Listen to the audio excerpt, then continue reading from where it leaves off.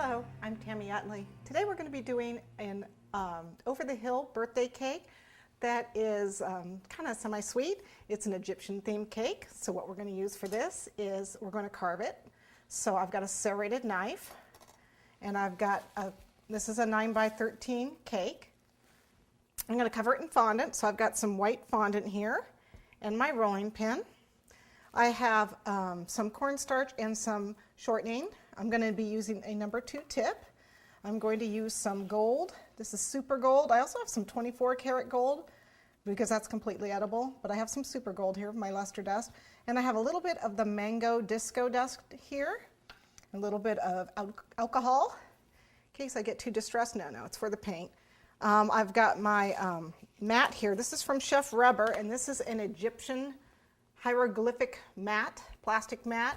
And you know, I don't know what you're supposed to use this design for, but we're going to make an Egyptian tablet with hieroglyphics on it. So I will show you another option if you don't want to go to Chef Rubber and get this. We're going to use some of our paint brushes.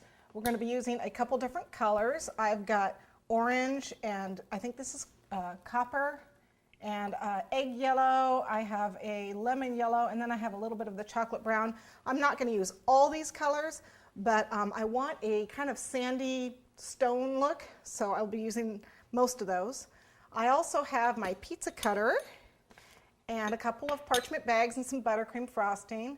I'm going to use some makeup sponges to help me with my chalks. Now the chalks I have are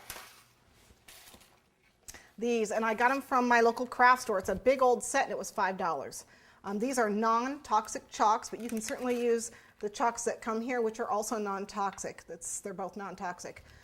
If you want, you can find the FDA approved chalks and use those instead. They've got those in these little containers also. So let's go ahead and get started.